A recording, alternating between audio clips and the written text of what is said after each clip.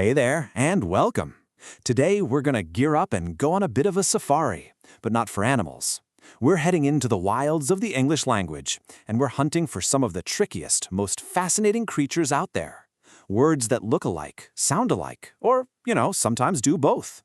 So yeah, grab your binoculars, 'cause this is going to be fun. All right, let's just jump right in with a puzzle. Take a look at this sentence. Does this road lead to the lead mine? Now, those two words are spelled exactly the same, L-E-A-D. But when you read that sentence out loud, you said them differently, didn't you? This, right here, is the kind of beautiful mess we're here to make sense of today. So, here's the plan. My goal is pretty simple, to give you the tools, a kind of field guide, to confidently pick apart these word puzzles. I promise, by the end of this, you'll be spotting and classifying these tricky words like a total pro. And here's our official roadmap for this little expedition. We're going to start with the three main categories. That's homonyms, homophones, and homographs. And then, once we've got those down, we're going to venture into some more advanced territory and talk about something called the Great Homonym Debate. Sounds dramatic, right? Okay, let's get into it. It's time to meet the three main species of words we're tracking today. Now, the real trick to telling them apart, the secret, is to pay super close attention to just two things: how they're spelled and how they sound.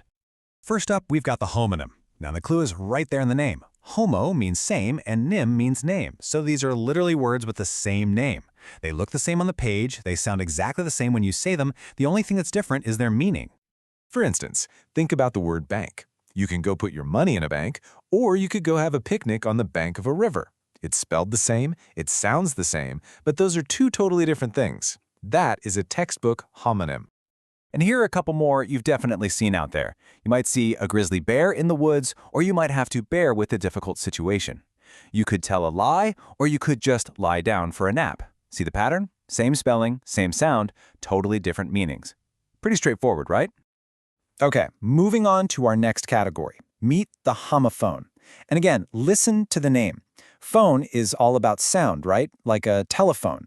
So homophones have the exact same sound, but, and here's the catch, they have different spellings and, of course, different meanings.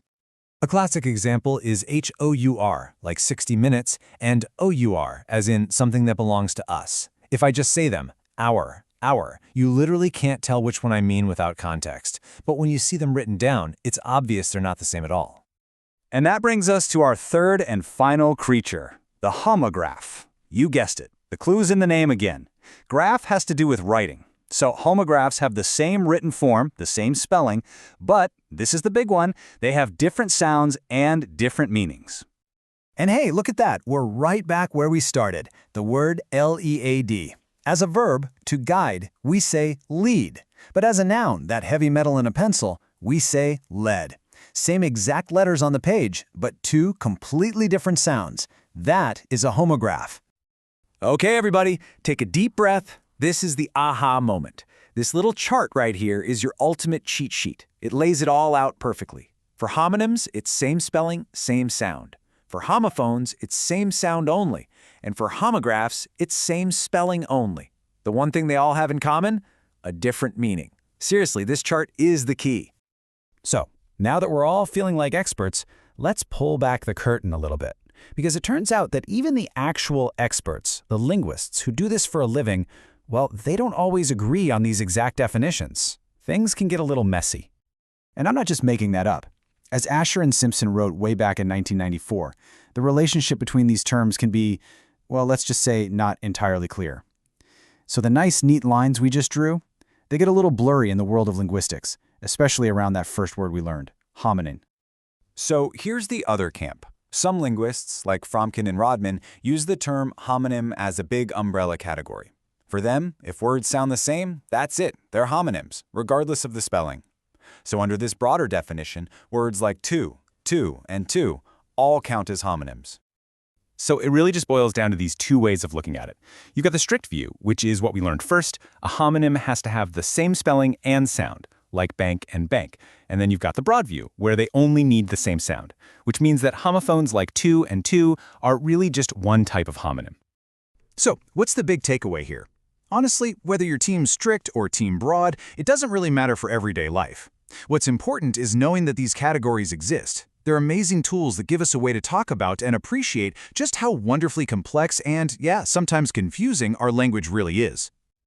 And just like that, our safari is over. You are now officially an expert word spotter, armed with your field guide to tricky words. So I'll leave you with a question.